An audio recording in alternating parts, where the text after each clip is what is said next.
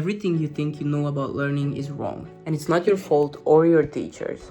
It's your nervous system. But instead of giving you 7 tips to study better, I'm going to show you the actual mechanism of learning so simply that even a 6-year-old could understand it.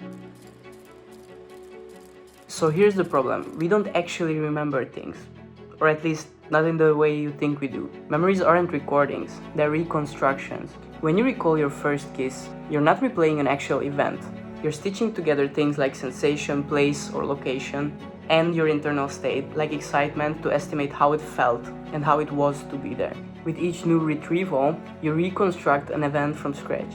This is why you and your friend might describe the same event in vastly different ways, because your reconstructions of that memory has shifted over time. And this is how you store every single memory, for a while at least, because eventually you're gonna forget about 99% of it.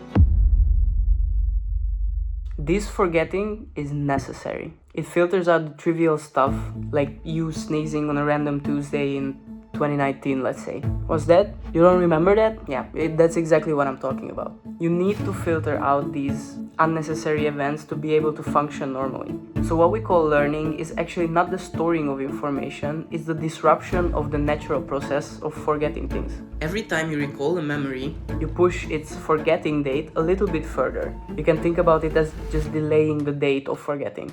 You do this enough times and your brain decides, oh geez, we used this memory so many times, it must be important. I better keep it for good. This process changes your brain, and this is what scientists call neuroplasticity. And plasticity is what we precisely need to maximize in order to maximize learning. So stop reading the comments and focus. There are 3 little caveats about plasticity. 1, it only happens if something requires effort. The more a concept sucks to understand, the more plasticity it will trigger during sleep, so the better your understanding will become later on. Most people already mess up here, since when they study something that they feel they don't understand, they intuitively think, oh, I'm getting worse at this, or I'm bad at this, I must give up. But your struggle right now is actually what's going to trigger plasticity later on. During studying, something being hard doesn't mean that it's less effective, but the opposite. Number 2 is plasticity also requires what scientists call retrieval practice, which is just a fancy way to say testing. Instead of rereading material or asking ChatGPT like a normal person would,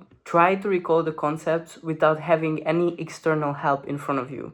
No books, no notes, no chat, just you alone trying to recall something, struggling with the retrieval. And this struggle, going back to the previous point, is actually what's going to trigger the learning, because the struggle signals for plasticity.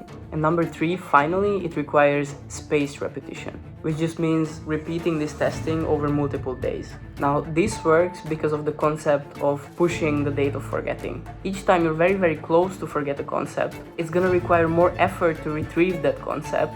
So the closer you are to the date of forgetting without actually forgetting something, the more plasticity will happen. Placing sessions just long enough where you're about to forget everything is actually your best option. Again, going back to point 1, the more it sucks, the more plasticity will happen. If you only do these 3 things, effortful learning, spaced repetition, and retrieval practice, you're already better than 99% of people on Earth. So why isn't everyone doing it? That's because these 3 things are precisely what your intuition tells you not to do. In order to get better than others at learning, you need to beat your intuition and embrace the feeling of stupidity when you struggle. That feeling of incompetence is what it's all about.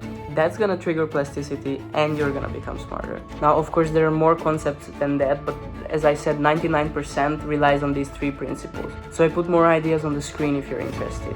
Oh, and wait, there's one more thing in learning without which everything we discussed becomes absolutely useless. And that is getting 7 to 9 hours of sleep in a dark, cold, and quiet environment. Without that, you wasted your time and plasticity will not occur. I'm grateful for your attention.